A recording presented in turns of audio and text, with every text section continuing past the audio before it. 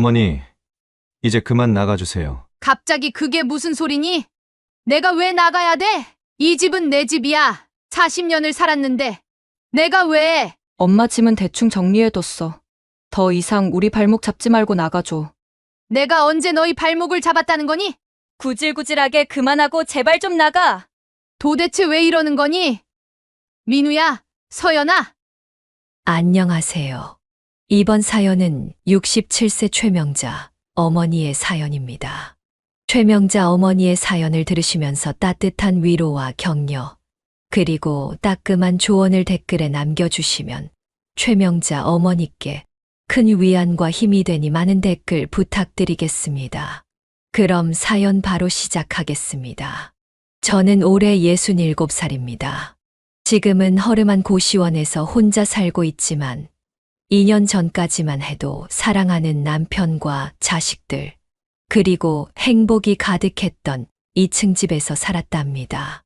40년을 같이 살았던 남편은 늘 저를 아끼고 사랑해줬어요. 퇴직하고 나서는 매일 아침 정원에서 장미꽃을 가꾸면서 여기 있는 꽃보다 우리 아내가 더 예쁘네. 이렇게 말해주곤 했죠. 그럴 때마다 쑥스러워서 얼굴이 빨개졌는데 지금 생각하면 그때 더 많이 웃어줄 걸 그랬나 봐요. 우리 민우는 대기업에 들어가서 승승장구하는 아들이었고 서연이는 디자인 회사에서 일하면서 제 눈에는 늘 예술가처럼 멋져 보이는 딸이었어요. 둘 다 결혼은 안 했지만 같이 살면서 서로 의지하며 지냈답니다. 아침이면 제가 아이들 출근길에 맞춰 식사를 준비하고 퇴근할 때쯤이면 좋아하는 반찬을 미리 준비해 두곤 했어요. 역시 엄마 멸치볶음이 제일 맛있어. 이렇게 말하며 서연이가 환하게 웃던 모습이 아직도 눈에 선하네요. 주말이면 온 가족이 거실에 모여 앉아 TV도 보고 이런저런 이야기도 나누고 그랬어요. 민우가 회사에서 있었던 일을 이야기하면 남편은 귀 기울여 들어주면서 이것저것 조언도 해주고 서연이는 가끔 월급 들어온 날이면 엄마, 나 월급 들어왔는데 우리 다 같이 외식하러 가자. 내가 쏠게. 이렇게 말하며 제 손을 잡곤 했죠. 그때는 그게 당연한 일상인 줄 알았는데 지금 생각하면 그때가 꿈만 같네요. 그러던 어느 날이었어요. 평소처럼 정원에서 장미꽃을 가꾸던 남편이 갑자기 가슴을 부여잡더니 쓰러진 거예요. 처음에는 단순 과로인 줄 알았죠. 하지만 큰 병원에서 정밀 검사를 받고 들은 말은 폐암 말기. 시간이 얼마 남지 않았다는 거였어요.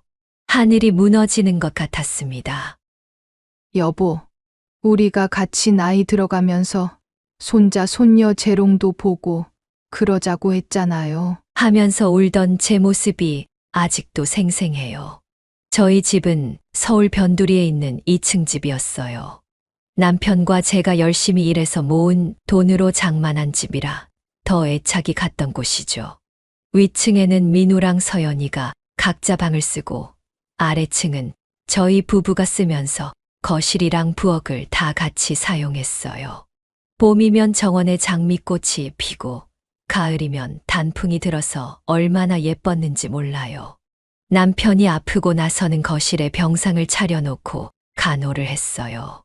처음에는 자식들도 많이 도와줬어요. 민우는 병원비를 걱정하지 말라면서 자기가 책임지겠다고 했고 서연이도 퇴근하고 오면 남편의 병간호를 도맡아 했죠. 하지만 남편의 건강 상태는 계속 나빠만 졌어요. 임종 직전에 남편이 제 손을 잡더니 여보, 미안해요. 내가 먼저 가게 되어서 우리 애들 잘 부탁해요. 라면서 눈물을 흘렸어요. 마음 약한 소리 하지 말아요. 당신 꼭 회복할 거고 우리 애들이 당신 지켜줄 거예요. 라고 대답했죠. 그때만 해도 전 정말 그렇게 믿었거든요. 하지만 남편은 얼마 버티지 못하고 먼저 떠나버렸죠. 그리고 아들과 딸의 태도는 장례식장에서부터 모든 게 달라지기 시작했어요. 조문객들이 돌아간 밤, 민우가 갑자기 보험금 얘기를 꺼내더니 서연이도 집 명의가 어떻게 되어 있냐고 물어보는 거예요. 아버지가 돌아가신 게 너무 슬퍼서 그런가 보다 하고 넘겼는데 지금 생각하면 그때부터였던 것 같아요.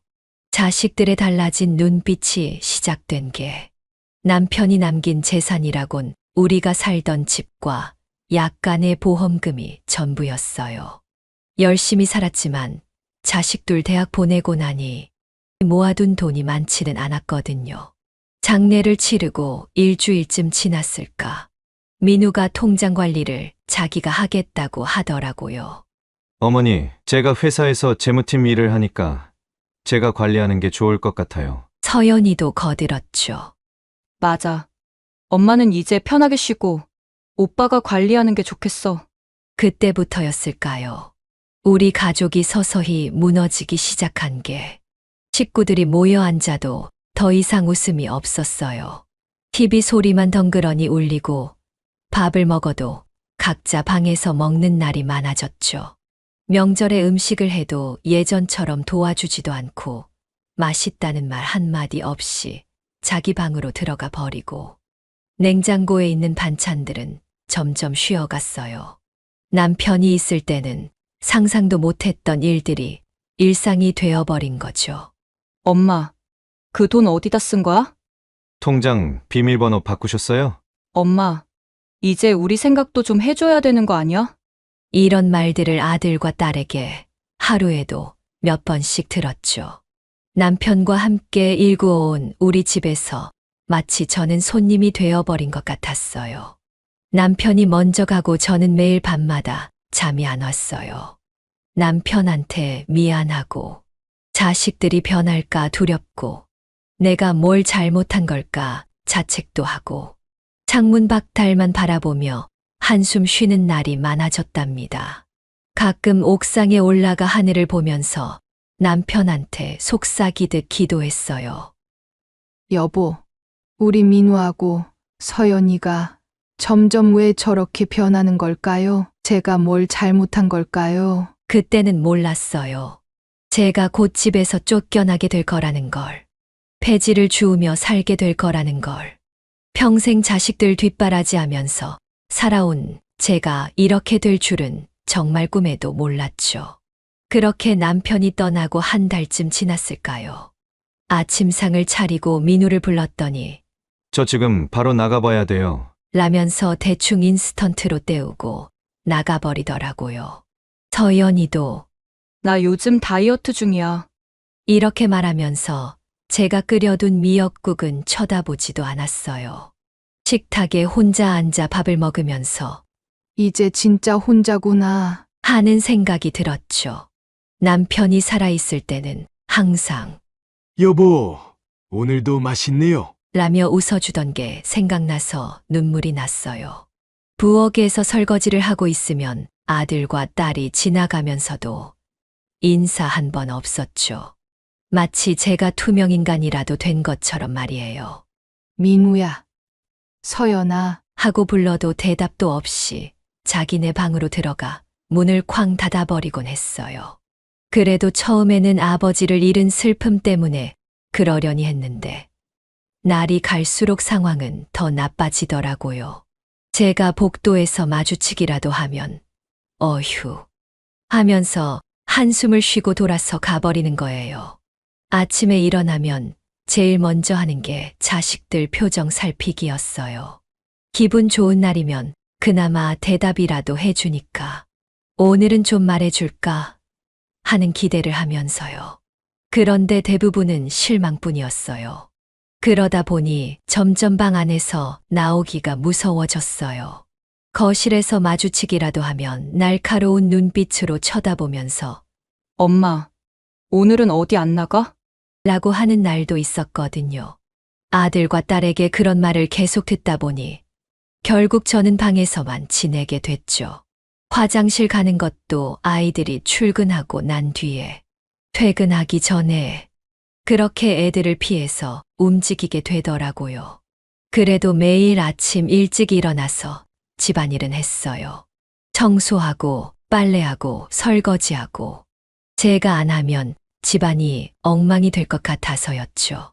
어느 날은 민우 와이셔츠에 단추가 떨어져 있길래 밤새 꿰매놓았는데 아침에 보더니 어머니가 만지면 더 망가질까봐 걱정됐는데 역시나 라면서 던져버리더라고요. 서연이의 옷도 정성껏 다림질해서 걸어뒀는데 엄마! 내 옷 만지지 말라니까! 이렇게 말하면서 옷을 낚아채 가버렸죠. 그러던 어느 날은 민우가 갑자기 통장을 내놓으라고 하더라고요. 아버지, 보험금도 나왔는데 그거 관리는 제가 할게요. 어차피 어머니는 돈 관리도 못 하시잖아요. 서연이도 옆에서 맞아. 엄마 이상한 데다 돈 쓸까봐 걱정돼. 요즘 나이 든 사람들 보이스피싱으로 사기당하는 사람들 많다던데. 이렇게 말하면서 마치 제가 낭비벽이 심하거나 사기당할 것 같은 사람인 것처럼 말하는 거예요. 남편과 함께 40년을 살면서 한 번도 돈 걱정 없이 살림했는데 자식들은 마치 제가 돈을 물쓰듯 할 것처럼 말을 하더라고요. 심지어 제가 장을 봐오면 영수증을 일일이 검사하더라고요. 어머니, 이 비싼 고등어는 왜 사셨어요? 더 싼 걸로 사시면 안 돼요? 이건 왜 사신 거예요? 필요도 없는데. 이렇게 말하며 결국 제 통장까지 가져가 버리더라고요. 그러면서 용돈도 안 주고 필요한 게 있으면 그때그때 자기들이 살 테니 얘기하라는 거예요. 마치 저를 어린아이 다루듯이 하더라고요. 더 큰 일은 그 다음이었죠. 어느 날 저녁 둘이서 저를 거실로 불러냈어요. 어머니, 이 집을 저희 명의로 바꾸는 게 좋을 것 같아요. 세금 문제도 있고. 민우가 그러더니 서연이가 이어받아서 아빠 보험금도 우리가 관리할게. 라고 하는 거예요. 제가 거절하자 둘의 표정이 순식간에 차가워졌죠. 그날 이후로 집안 분위기는 더욱 험악해졌어요. 아침에 일어나면 부엌에 있는 제 그릇들이 싱크대에 던져져 있고 제가 좋아하는 화분들은 어느 날 갑자기 사라져 버렸어요. 화분. 어차피 시들 거. 미리 버렸어.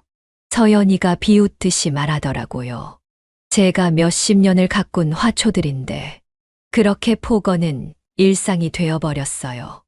늙어서 고집만 세시네. 이 집 아빠가 산 건데 엄마가 혼자 가지려고 하는 거야? 하루에도 몇 번씩 그런 말들을 들어야 했어요. 어머니, 그만 고집 피우고 이 집 명의 저한테 주세요. 그래. 어차피 우리한테 줄 거 미리 주면 안 돼.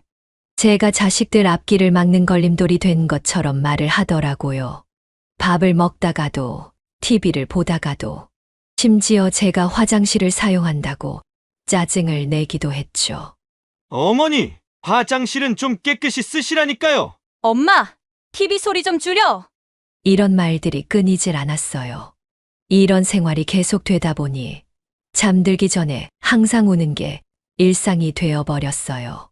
자다가도 악몽을 꾸고 깨고 아침에 일어나기가 무서워졌죠. 머리가 아프고 가슴이 답답하고 숨쉬기도 힘들었어요. 병원에 가보니 우울증이라고 하더라고요. 의사 선생님이 힘드시죠? 이렇게 물어보시는데 눈물만 나더라고요. 그래서 약을 타왔지만 그걸 먹는 것도 아이들 몰래 해야 했어요. 어머니, 또 돈 쓰신 거예요? 그거 무슨 약이에요? 하면서 의심의 눈초리를 보내니까요. 그리고 빨래도 일부러 제 옷만 절대 섞지 않았어요. 엄마 옷하고 같이 세탁기에 돌리지 마. 냄새 나는 것 같아. 딸 서연이가 이런 말을 하면서 평생을 깔끔하게 살아온 저를 더러운 사람 취급을 하더라고요. 창밖을 보면서 생각했어요. 내가 뭘 그리 잘못했을까? 이렇게 자식들한테 미움받을 일을 했나? 남편과 찍은 사진을 보면서 밤새 눈물을 흘리기도 했죠. 여보, 우리 자식들이 이렇게 변할 줄 알았어요? 내가 잘못 키운 걸까요? 그렇게 매일 밤 혼잣말하는 게 습관이 되어버렸죠. 창문을 열면 시원한 바람이 불어오는데 그 바람에 몸을 맡기고 싶은 충동도 들었어요. 하지만 그럴 때마다 남편 생각이 나서 참았죠. 몸도 점점 야위어 갔어요. 밥을 제대로 못 먹어서 그런지 옷이 헐렁해지고 얼굴도 초췌해져 갔죠. 거울을 보면 낯선 사람처럼 느껴졌어요. 예전에는 동네 마실 나가면 아줌마, 참 굽네. 하고 인사하던 이웃들도 요즘 많이 힘드신가 봐요. 라고 말하더라고요. 아직 더 큰 시련이 남아있다는 건 그때는 몰랐어요. 제가 곧 이 집에서 쫓겨나게 될 거라는 것도, 그리고 그 후에 제 인생이 어떻게 바뀌게 될지도 그저 하루하루를 버티는 게 전부였답니다. 남편이 떠난 후 처음 맞이하는 추석이 다가오고 있었는데, 그때까지만 해도 제가 그렇게 비참한 신세가 될 줄은 꿈에도 몰랐어요. 추석 전날 아침이었어요. 평소처럼 일찍 일어나 방문을 열었는데 거실에서 민우와 서연이가 저를 기다리고 있더라고요.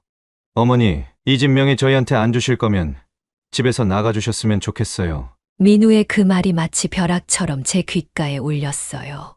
서연이도 엄마는 자식들이 그렇게 부탁하는데도 안 들어주고 나도 엄마랑 같이 살기 지쳤어. 그러니까 바로 나가줬으면 좋겠어. 아니면 집 명의 넘기던가. 이렇게 말을 하는데 그 순간 다리에 힘이 풀려 주저앉고 말았어요. 이게 무슨 소리니? 내가 어디로 가란 거야? 손이 덜덜 떨리면서 눈물이 흘렀어요. 하지만 자식들의 눈빛은 차갑기만 했죠. 짐을 챙길 시간조차 주지 않았어요. 서연이가 검은 봉지에 제 옷 몇 벌을 대충 구겨 넣더니 현관 앞에 내려놓았죠. 엄마 물건들은 나중에 정리해서 보낼게. 그게 마지막이었어요. 민우가 문을 열어주면서 나가세요. 라고 했을 때 40년을 살아온 우리 집 문이 제 뒤로 닫히는 소리가 어찌나 크게 들리던지, 그렇게 정신없이 쫓겨나서 찾아간 곳이 동네 찜질방이었어요. 가진 돈이라곤 지갑에 있던 10,000원짜리 한 장뿐이었죠. 하루 이용료 10,000원을 내고 들어갔는데 따뜻한 온돌에 누우니까 그제야 실감이 나더라고요. 내가 정말 집에서 쫓겨난 거구나. 찜질방 안에서 처음으로 큰 소리로 울었어요. 다른 사람들의 시선도 신경 쓰이지 않았어요. 그저 울고 또 울었죠. 이틀째 되는 날, 더 이상 찜질방에 있을 수가 없었어요. 돈이 없으니까요. 그때 찜질방 TV에서 어떤 할머니가 폐지를 주워서 생활하신다는 방송을 보게 됐어요. 나도 저렇게라도 해야겠다. 라고 생각하고 그날부터 폐지를 줍기 시작했죠. 처음에는 너무 창피해서 새벽에만 다녔어요. 길에 버려진 박스들을 주우면서 매번 누가 나를 보지는 않을까 주변을 살폈죠. 손이 더러워지고 허리는 아팠지만 그래도 그게 제가 할 수 있는 유일한 일이었어요. 한 달쯤 지나니까 찜질방에서는 더 이상 지내는 게 너무 불편하더라고요. 그래서 지하철역 근처 고시원을 찾아갔죠. 보증금 100만 원에 월세가 25만 원. 폐지를 주워서 버는 돈으로는 빠듯했지만 그래도 잠은 자야 했으니까요. 방이라고 해봐야 좁은 창고 같은 곳이었죠. 손을 뻗으면 양쪽 벽에 닿을 정도. 하지만 그래도 제 공간이 생겼다는 게 그렇게 감사하더라고요. 식사는 동네 무료급식소에서 해결했어요. 처음에는 그곳에 가는 게 너무 부끄러웠어요. 하지만 배고픔이 부끄러움을 이겨냈죠. 거기서 만난 할머니들과 이야기를 나누다 보니 저만 이런 처지가 아니더라고요. 딸이 사기를 당했다고 보증을 섰다가 집을 날린 할머니, 아들의 사업 빚을 떠안고 거리로 나온 할머니, 다들 저마다의 사연을 안고 살아가고 계시더라고요. 그 중에서도 특히 가깝게 지내게 된 분이 계셨죠. 폐지를 주우신 지 10년이 넘으셨다는 순자 할머니. 처음에는 나도 그랬어. 근데 이제는 새벽에 일어나서 폐지 못 주우면 오히려 허전해. 하시면서 저를 많이 도와주셨어요. 어느 날은 제가 감기로 알아누웠을 때 죽도 끓여다 주시고 자식보다 더 가족 같은 분이었죠. 그래도 아들과 딸이 보고 싶어 여러 번 전화를 걸어봤어요. 하지만 번호가 바뀌었다는 안내만 나올 뿐이었죠. 특히 추석, 설날, 생일. 그런 날이면 더 서럽더라고요. 예전에는 제가 끓여준 미역국을 먹으며 투정 부리던 아이들인데, 이제는 제가 길거리에서 보이면 피해 다닐 자식들이 되어버린 거죠. 계절이 바뀌면서 고생도 더 심해졌어요. 여름에는 폭염에 땀을 뻘뻘 흘리면서 폐지를 주웠고, 겨울에는 손이 얼어붙는 것 같은 추위와 싸워야 했죠. 특히 비가 오는 날이 제일 힘들었어요. 폐지가 다 젖어버리니까 고물상에서 받는 돈도 적어지고, 그래도 쉴 수는 없었어요. 하루라도 쉬면 다음 날 끼니와 고시원 월세 걱정을 해야 했으니까요. 허리도 아프고 무릎도 아팠지만 병원은 꿈도 꾸지 못했어요. 그저 약국에서 파스를 사서 붙이는 게 전부였죠. 어느 날은 골목에서 폐지를 줍다가 어지러워서 쓰러진 적도 있어요. 다행히 지나가던 분이 부축해 주셔서 큰일은 없었지만 그때 정말 서럽더라고요. 내가 이렇게 살아야 하나? 하는 생각에 한없이 울었죠. 그러던 어느 날이었어요. 평소처럼 폐지를 주우러 다니다가 복권방 앞에 버려진 박스들이 있어서 주우러 갔는데, 문득 안을 들여다보니 사람들이 줄을 서서 복권을 사고 있더라고요. 순간 뭔가가 마음속에서 울리는 것 같았어요. 주머니에는 10,000원짜리 한 장이 전부였는데, 그날따라 왜 그렇게 그 복권이 사고 싶던지 결국 그 돈으로 복권을 샀어요. 그게 제 인생을 완전히 뒤바꿔 놓을 줄은 그때는 상상도 못했답니다. 겨울이 다가오면서 날씨는 점점 추워졌어요. 손수레를 끌고 다니는 것도 힘들어졌죠. 장갑을 껴도 손이 얼어붙는 것 같고 발끝은 아예 감각이 없어질 정도였어요.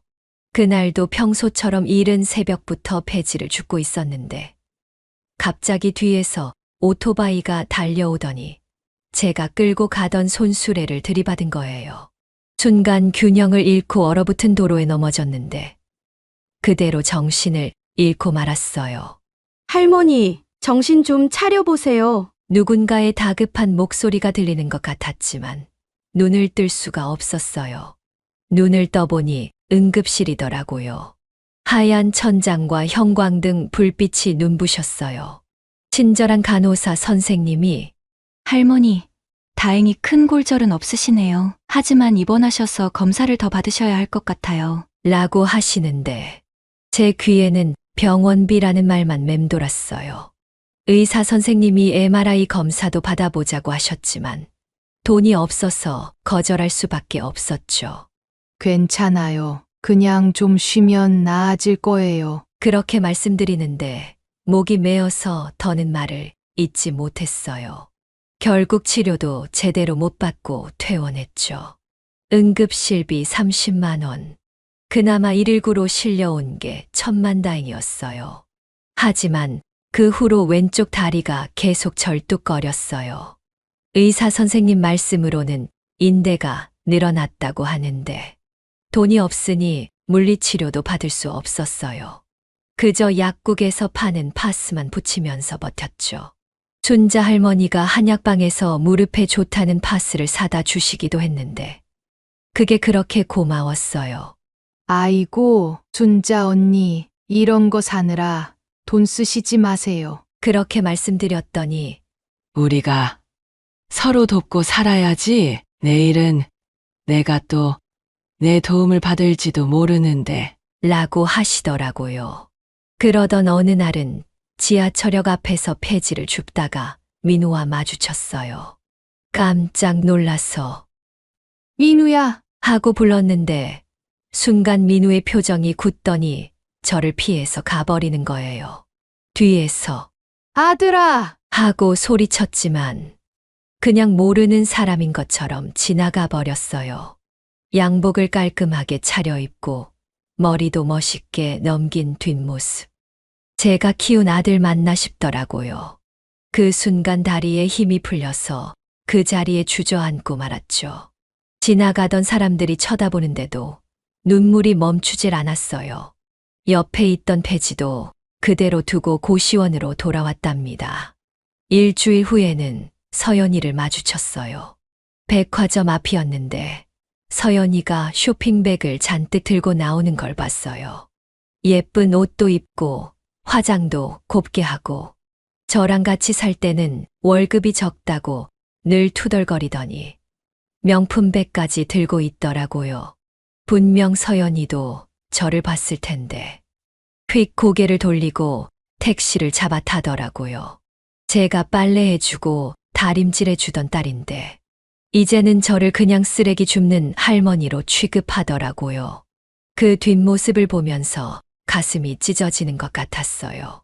발걸음을 옮기다가 백화점 쇼윈도에 비친 제 모습을 보고 깜짝 놀랐어요.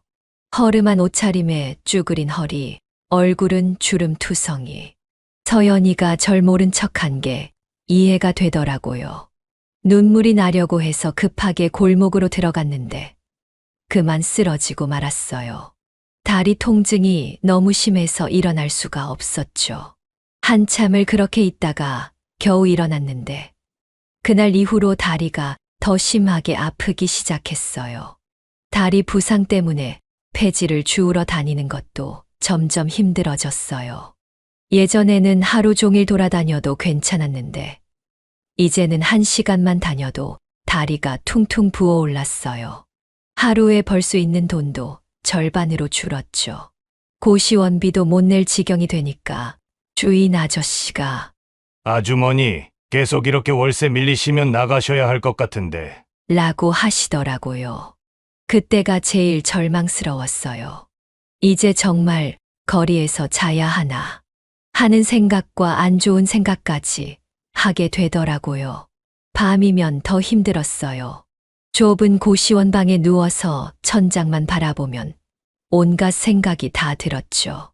내가 뭘 그렇게 잘못했나. 자식들한테 이렇게 버림받을 만큼 못된 엄마였나. 잠을 이루지 못하고 뒤척이다가 문득 창밖을 보면 달이 떠 있곤 했어요. 그럴 때면 남편 생각이 났어요. 여보, 나 너무 힘들어요. 이제 그만 데리러 오면 안 돼요? 그렇게 매일이 힘든 날이었죠. 그러던 어느 날은 우연히 제가 쫓겨난 집 앞을 지나가게 됐어요. 멀리서 우리 집을 바라보는데 민우가 외제차를 타고 들어가더라고요. 벤츠였나. 비싼 차인 건 알겠더라고요. 서연이도 얼마 전에 산 것 같은 새 차를 몰고 창문 너머로 보이는 거실에는 새 가구들이 가득했어요. 텔레비전도 전에 없던 큰 걸로 바뀌어 있었고 말이죠. 남편의 보험금으로 호의호식하는 자식들을 보면서 제 가슴에는 한이 맺혔어요. 그러고 며칠 뒤였어요. 허리와 다리가 너무 아파서 폐지를 못 주우니 하루 종일 굶었던 날이었죠. 주머니에는 1,000원짜리 지폐 한 장과 얼마 남지 않은 동전들, 그리고 며칠 전에 산 복권이 전부였어요. 배가 고파서 앉아있기도 힘들었지만 그래도 복권방으로 걸음을 옮겼어요. 방송에서 번호를 부르기 시작했어요.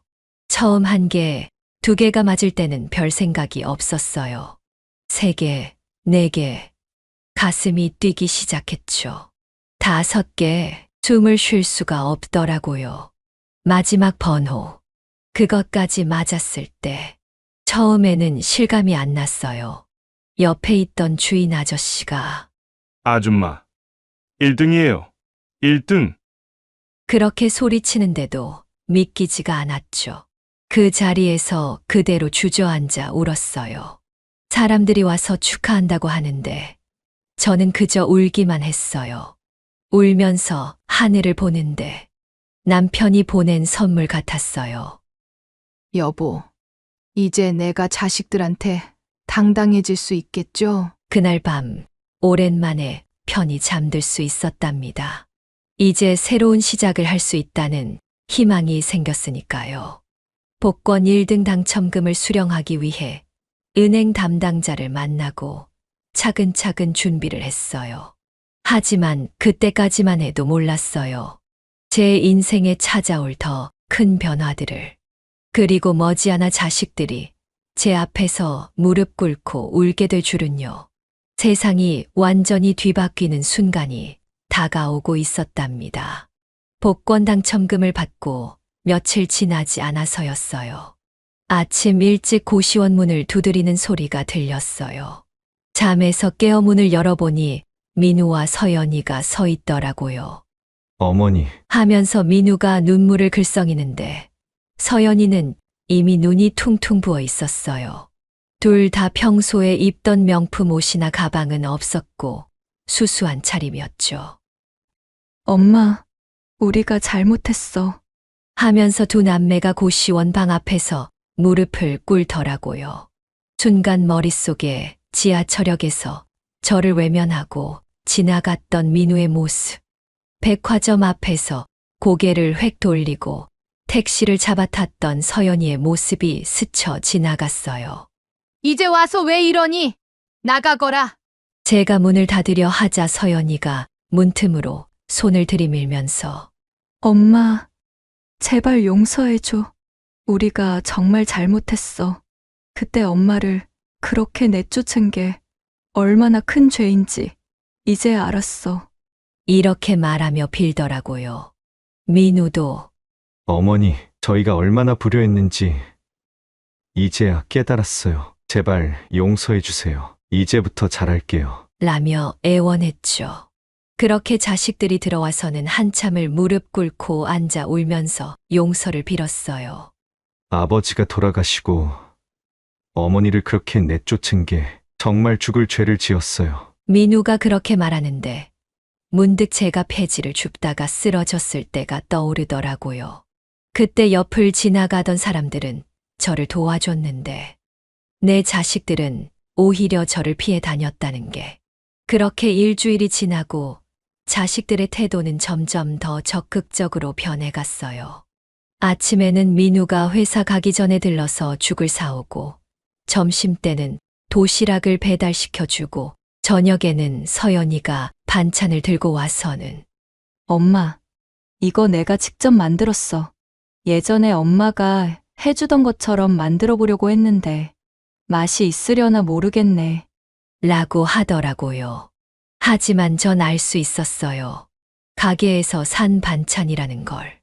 게다가 서연이는 라면도 제대로 끓일 줄 모르는 아이였는데 갑자기 요리를 한다는 게 말이 되나요? 매일 아침 자식들은 번갈아 가며 고시원으로 왔어요. 어머니, 오늘은 등산복 사러 가요. 등산 좋아하시잖아요. 엄마, 내가 미용실 예약해놨어. 파마도 하고 염색도 하고. 한 번도 제게 관심 없던 아이들이 이제 와서 이러는 게 참 우습더라고요. 특히 서연이는 엄마, 이제 우리 집으로 가자. 내가 정말 앞으로 효도할게. 라고 하는데 예전에 엄마는 왜 자꾸 내 눈앞에 알짱거려? 저한테 이렇게 말했던 딸의 목소리가 아직도 귓가에 생생한데 말이에요. 제가 복권에 당첨된 걸 어떻게들 알았는지 친척들도 하나둘씩 찾아오기 시작했어요.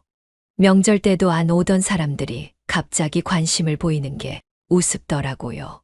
형님, 저번에 그런 일이 있었다면서요? 제가 진작 알았더라면 도와드렸을 텐데. 작은 어머니, 저희가 너무 못되게 굴었네요. 이제라도 자주 찾아뵐게요. 다들 돈 냄새를 맡고 온 거였죠.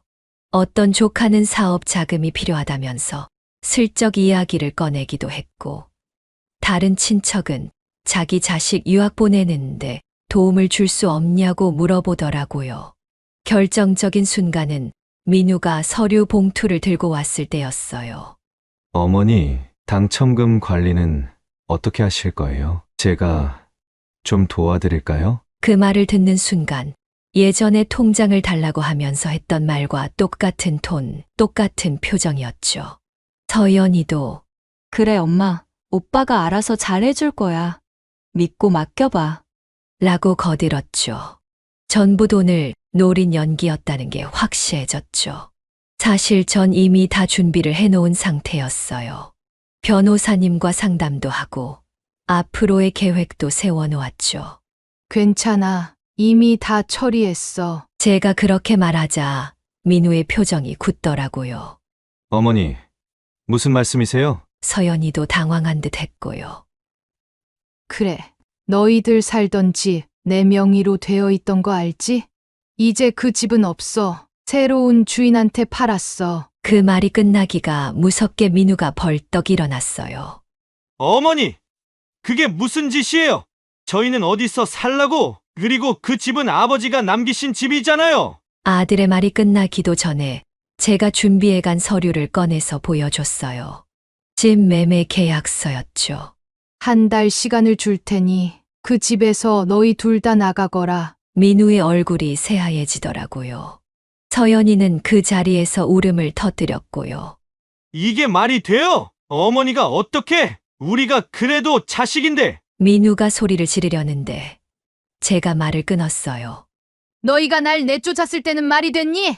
추운 겨울날 폐지 줍는 너희 어미를 본 척만 척할 때는 괜찮더니 이제 와서 그런 말이 나오니? 서연이가 제 다리를 붙잡고 늘어지면서 엄마, 제발. 내가 잘못했어. 다시 한 번만 기회를 줘. 하고 빌었지만 전 이미 마음을 굳힌 상태였죠. 너희가 날 내쫓을 때 내가 얼마나 빌었는지 기억나니? 추운 겨울날 이 늙은이가 얼마나 무릎 꿇고 빌었는지. 그때는 너희가 뭐라고 했지? 이제 그만 나가세요라고 했잖아. 그리고 마지막으로 한마디를 더 했어요. 이제 너희가 겪어봐. 내가 얼마나 힘들었는지. 길바닥에 나앉은 기분이 어떤 건지. 그리고 돈보다 소중한 게 뭔지도 알게 될 거야. 그렇게 말하고 돌아서는데 등 뒤에서 서연이의 흐느끼는 소리가 들리더라고요. 민우도 뭐라고 소리치는 것 같았지만 더 이상 제 마음은 움직이지 않았어요. 자식들은 결국 한 달 후에 그 집에서 나가야 했어요. 짐을 싸서 나가는 모습을 멀리서 지켜보면서 생각했어요. 여보, 이제 제가 당당해졌네요. 우리 자식들한테 제대로 된 교훈을 준 것 같아요. 돈이면 다 된다고 생각하는 그 마음, 이제는 좀 바뀌겠죠? 그렇게 자식들과의 일을 마무리하고 제일 먼저 찾아간 곳은 남편 묘소였어요. 한동안 찾아가지 못했던 터라 잡초가 무성했죠. 무릎을 꿇고 잡초를 하나하나 뽑으면서 남편에게 지난 이야기를 들려줬어요. 여보, 미안해요. 그동안 찾아오지 못해서 제가 이제야 왔네요. 우리 자식들 이야기는 들으셨죠? 제가 너무 독하게 군 걸까요? 이렇게 말하며 비석을 어루만지며 한참을 울었어요. 그러다 문득 따뜻한 바람이 불어오는데 마치 남편이 절 위로하는 것만 같더라고요. 여보, 이제는 제가 우리 자식들한테 진정한 부모의 도리를 가르쳐 준 것 같아요. 돈보다 소중한 게 뭔지 민우와 서연이가 언젠가는 깨닫겠죠? 그리고는 바로 새로운 일을 시작했어요. 당첨금과 집을 판 돈으로 도시 외곽의 작은 건물을 하나 샀죠. 폐지 줍는 할머니들을 위한 쉼터로 만들기 위해서였어요. 건물을 고치고 시설을 갖추는데 비용이 상당 부분 들었지만 전혀 아깝지 않았어요. 오히려 이렇게 의미 있게 쓸 수 있다는 게 감사하더라고요. 쉼터 문을 연 날 순자 할머니가 제일 먼저 찾아오셨어요. 이런 좋은 곳을 만들어줘서 고마워. 이제 우리 같은 사람들도 쉴 곳이 생겼네. 하시면서 눈물을 글썽이시더라고요. 쉼터에는 따뜻한 온돌방도 만들고 샤워실도 설치하고 작은 식당도 마련했어요. 매일 아침 할머니들과 함께 밥을 먹으면서 이야기꽃을 피우는 시간이 하루 중 제일 행복한 순간이 됐답니다. 특히 기뻤던 건 할머니들이 폐지를 주워오면 정당한 가격에 매입해주는 시스템을 만든 거예요. 중간 상인들에게 헐값에 넘기시는 걸 보다 못해서였죠. 할머니, 이제 여기다 파세요. 제가 제 값 다 쳐드릴게요. 그렇게 말씀드리면 할머니들이 얼마나 좋아하시는지. 점심때가 되면 할머니들이 삼삼오오 모여 앉아 도시락을 나눠 드세요. 가끔은 제가 김치찌개도 끓여드리고 명절이면 작은 잔치도 열어요. 서로 반찬도 나누고 이야기도 나누고 쉼터는 어느새 우리 모두의 작은 집이 되었답니다. 지나가는 사람들이 물어보곤 해요. 왜 이런 일을 하시나요? 그럼 전 이렇게 대답해요. 저도 한때 폐지를 주워본 사람이에요. 그때 이런 곳이 있었더라면 얼마나 좋았을까 하는 생각에서 시작했죠. 그러면 다들 놀라워 하시더라고요. 어떤 분들은 후원도 해주시고 자원봉사를 자청하시는 분들도 계세요. 요즘은 아침에 일어나면 제일 먼저 거울을 보며 웃는 연습을 해요. 예전에는 상상도 못했던 일이죠. 하루하루가 감사하고 새로운 일들로 가득 차니까 시간 가는 줄도 모르겠더라고요. 가끔 마트에 장을 보러 가면 예전처럼 비싼 고등어를 사도 눈치 볼 사람이 없어서 참 좋아요. 제가 좋아하는 화초들도 다시 키우기 시작했고요. 물론 가끔은 자식들 생각이 나기도 해요. 명절이나 제사 때면 더욱 그렇죠. 하지만 이제는 미움보다는 애잔함이 더 크네요. 그래도 그들의 잘못을 용서할 수는 없어요. 다만 언젠가 그들이 진정으로 뉘우치고 인생의 참된 가치를 깨달았으면 하는 바람은 있답니다. 이제 저는 알았어요. 진정한 행복은 물질이나 혈연 관계가 아니라 서로를 이해하고 보듬어주는 마음에서 온다는 걸. 쉼터에서 만난 할머니들과 나누는 작은 정이 피 한 방울 섞이지 않았어도 가족보다 더 따뜻하다는 걸. 그리고 무엇보다 제가 얼마나 행복한 사람인지를요. 밤이면 옥상에 올라가 하늘의 별들을 바라보곤 해요. 여보, 저 이제 정말 행복해요. 당신이 늘 바랬던 것처럼 제 인생의 주인공으로 당당하게 살아가고 있어요. 그러면 어디선가 따뜻한 바람이 불어와 제 뺨을 쓰다듯 지나가곤 하죠. 그때마다 전 믿어요. 남편이 저를 보며 흐뭇하게 미소 짓고 있다는 걸. 이제 제 인생의 두 번째 봄이 시작됐어요. 그리고 이번에는 제가 주인공이랍니다. 여기까지 최명자 어머니의 사연이었습니다. 여러분은 어떻게 들으셨나요? 최명자 어머님의 사연을 들으시면서 많은 분들이 공감하시고 또 마음 아프셨을 것 같습니다. 자식을 위해 평생을 바치고도 홀로 고독과 싸워야 하는 부모의 마음이 어떠셨을지. 지금도 힘든 시간을 보내고 계신 부모님들이 계시다면 부디 희망을 놓지 마시기 바랍니다. 우리의 인생에서 가장 중요한 것은 바로 자기 자신입니다. 최명자 어머님께서 보여주신 것처럼 우리는 언제든 새로운 시작을 할 수 있고 또 다른 행복을 만들어갈 수 있습니다. 자식만이 전부가 아닌 이제는 나를 위한 삶을 살아보는 것. 그것이 우리가 찾아야 할 진정한 행복이 아닐까요? 여러분의 하루하루가 봄날의 햇살처럼 따뜻하시길 바랍니다. 구독과 좋아요, 알림 설정하시면 올라오는 사연을 빠르게 받아보실 수 있습니다. 그럼 다음 사연으로 찾아뵙겠습니다. 고맙습니다.